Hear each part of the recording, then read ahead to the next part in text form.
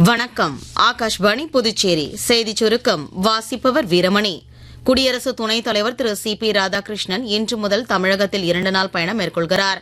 அவர் நாளை திருப்பூரில் மக்களுடன் இணைந்து பொங்கல் கொண்டாடிய பின்னர் கோவையில் புதிதாக நிறுவப்பட்டுள்ள KMCH நரம்பியல் மருத்துவமனையை திறந்து வைக்க உள்ளார். நாட்டில் 9 புதிய அமிர்த பாரத் எக்ஸ்பிரஸ் ரயில்கள் விரைவில் செயல்பட தொடங்கும் என ரயில்வே அமைச்சர் திரு அஸ்வினி வைஷ்ணவ் நேற்று அறிவித்துள்ளார்.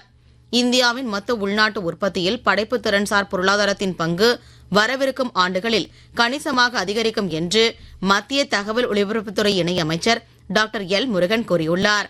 புதுடெல்லியில் நேற்று நடைபெற்ற நிகழ்ச்சி ஒன்றில் அவர் இவ்வாறு கூறினார்.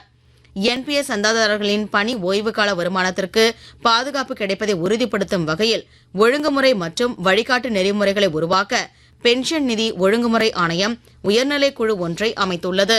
போகி பண்டிகையை முன்னிட்டு புதுச்சேரி, காரைக்கால் மற்றும் ஏனாம் பிராந்தியங்களில் உள்ள அனைத்து அரசு அலுவலகங்களுக்கும் இன்று விடுமுறை அளிக்கப்படுவதாக துணைநிலை ஆளுநர் அறிவித்துள்ளார். அதற்கு பதிலாக வரும் 31ஆம் தேதி சனிக்கிழமை வேலை நாளாக இருக்கும் என்று அறிவிக்கப்பட்டுள்ளது. நாய்க்கடி சம்பவங்களால் பாதிக்கப்படுபவர்களுக்கு கணிசமான இழப்பீடு வழங்கவும், கண்ட இடங்களில் நாய்களுக்கு உணவு கொடுப்பவர்களை இத்தகைய சம்பவங்களுக்கு பொறுப்பாக்கவும் மாநில அரசுகளுக்கு அறிவுறுத்தப்படும் என நேற்று உச்சநீதிமன்றம் தெரிவித்துள்ளது. மகளிர் பிரீமியர் லீக் கிரிக்கெட் தொடரில் நவி மும்பையில் நேற்று நடைபெற்ற ஆட்டத்தில் மும்பை இந்தியன்ஸ் அணி குஜராத் ஜெயின்ஸ் அணியை 7 விக்கெட் வித்தியாசத்தில் வெற்றி கொண்டது. இத்துடன் இந்த செய்திச் சுருக்கம் நிறைவு பெறுகிறது.